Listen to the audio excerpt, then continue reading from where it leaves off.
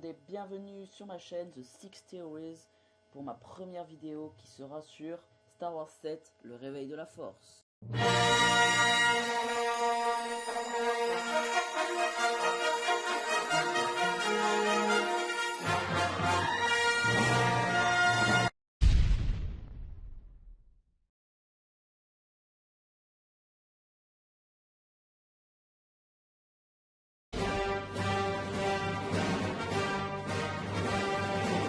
Snoke, le futur de Kylo Ren. Cela pourrait paraître étrange, mais ça peut tenir la route, car regardez la tête de Snoke, mais surtout la cicatrice sur celle-ci, et qui descend sur la longueur de son visage. Cela ne vous rappelle pas une scène ?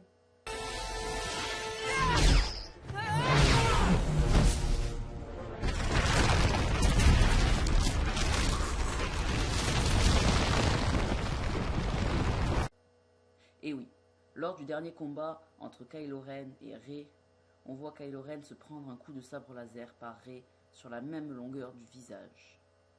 Coïncidence ou alors rapport lié? Sont-ils différents ou liés? Une question que l'on découvrira dans les prochains films.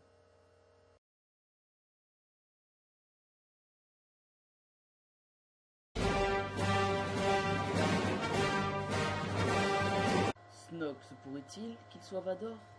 Aussi étrange que cela pourrait paraître, regardez ces deux photos. À la gauche, on voit Dark Vador, et à la droite, on voit Snoke. On peut regarder sur le crâne de Dark Vador une grande cicatrice, la même de celle qu'il y a sur le crâne de Snoke. Encore plus détaillée sur la cicatrice, on peut voir qu'au milieu de la cicatrice, à peu près, elle part vers la droite, ce qu'on voit également aussi sur celle de Snoke. Passons au visage de Dark Vador. On peut voir une coupure sur la droite. On ne peut pas voir exactement la coupure sur celle de Snoke, mais on peut voir que l'ombre est plus noire à ce niveau-là, ce qui peut nous laisser croire que c'est la coupure.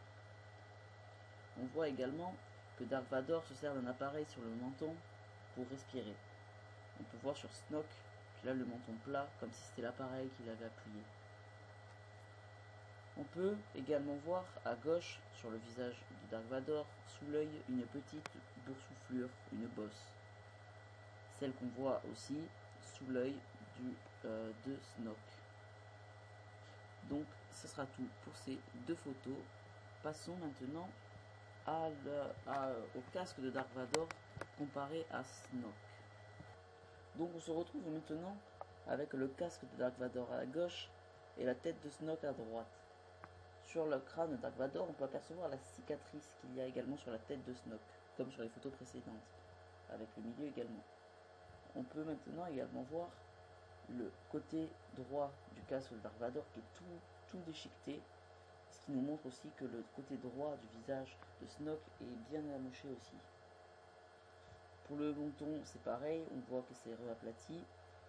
Et là, petit nouveau truc, sur la gauche là, on voit un petit trou qui est aussi également sur la gauche du visage de Snoke.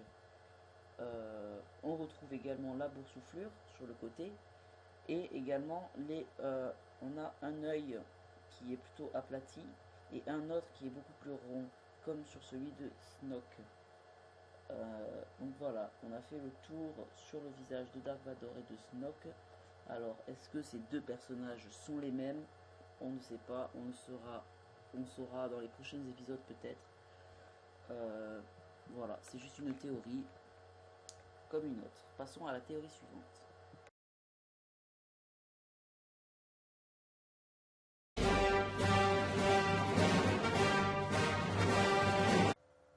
Rey pourrait-elle être la petite fille du fameux Obi-Wan Kenobi? On peut voir dans ces deux extraits qu'ils utilisent la même technique pour contrôler les Stormtroopers. You will remove these restraints and leave the cell with the door open. I will remove these restraints and leave the cell with the door open.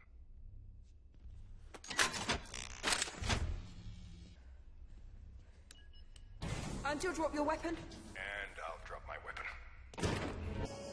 How long have you had these droids? About 3 or 4 seasons. They're up for sale if you want them. Let me see your identification. You don't need to see his identification. We don't need to see his identification. These aren't the droids you're looking for. These aren't the droids we're looking for. He can go about his business. You can go about your business. Move along. Move along. Move along. De plus, elle sait manier le sabre.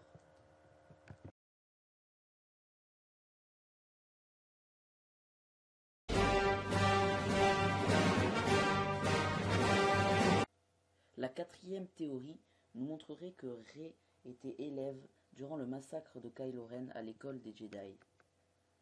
Rey survécut à ce massacre, mais sa mère, elle, malheureusement mourut.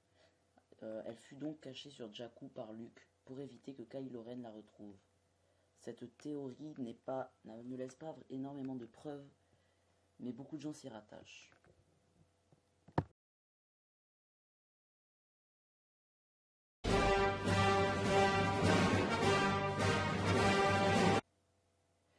Kylo Ren veut la mort de Snoke. D'abord, il soulève le fait que Kylo Ren souhaite terminer ce que son grand-père a commencé. Tout le monde pensait alors qu'il parlait de Dark Vador, mais il se pourrait qu'il pense qu'en réalité, celui-ci s'adressait plutôt à Anakin, en parlant du travail qu'il tentait d'accomplir avant d'être séduit par le côté obscur. Ensuite, cela expliquerait aussi pourquoi, à la fin du film, il a tué Han Solo. En effet, pour devenir un Sith à part entière, il faut tuer quelqu'un que l'on aime. Dans ce cas de figure, Kylo a donc tué son père. D'ailleurs, ça expliquerait aussi pourquoi il s'est senti aussi déchiré lors de cette confrontation. Il n'avait pas du tout envie de commettre un tel acte, mais c'était pour lui le seul moyen de parvenir à intégrer pleinement le Premier Ordre. Aussi, le dialogue entre père et fils est beaucoup plus profond que ce que l'on ne pense. Et il faut pouvoir lire entre les lignes pour le comprendre pleinement. Pour rappel, voilà ce qu'ils disent. Will you help me? Anything you need. En somme, à ce moment-là, Kylo Ren demanderait à Han de pouvoir le tuer afin d'accomplir sa mission. Aussi, cette théorie expliquerait pourquoi Kylo Ren est autant intéressé par Rey. Ensemble, ils représentent littéralement le côté obscur et le côté lumineux de la Force, et l'équilibre est ainsi préservé. Et c'est cet équilibre personnifié par nos deux héros qui permettrait de renforcer la Force et donc de vaincre Snoke. En d'autres termes, il doit devenir un Sith pour pouvoir sauver la galaxie, et c'est pourquoi il tente de lutter avec autant de ferveur contre la lumière qui se trouve en lui. A noter que le titre du film, Le Réveil de la Force, prendrait ainsi toute son ampleur si jamais cette théorie s'avérait vraie. Enfin, cela pourrait aussi signifier que le massacre de l'école de Jedi de Luke était aussi d'une mise en scène. Un autre sacrifice que Kylo Ren aurait dû accomplir afin de faire croire à Snoke que Rey était morte. C'est aussi pour cette raison que celle-ci serait cachée sur la planète de Jakku, comme Luke avait été caché sur Tatooine.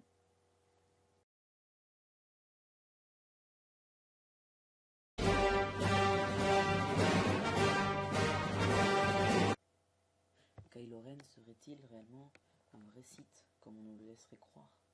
On nous laisse croire qu'il admire Dark Vador quand il lui parle, et puis il dit qu'il sait faire la différence entre Anakin et Dark Vador. Donc voudrait-il tout simplement contrôler la galaxie sous forme de dictature? Ce sujet reste flou car nous ne connaissons pas réellement son but. Pourrait-il retrouver le côté lumineux de la Force ou pas? Nous verrons ça en 2018, à la sortie du deuxième Star Wars. Voilà, cette vidéo est finie, j'espère qu'elle vous aura plu. Je ferai plein d'autres vidéos sur The Six Theory, sur plein de mangas ou même carrément des films, comme je viens de le faire à présent. Je vous dis salut et à une prochaine vidéo.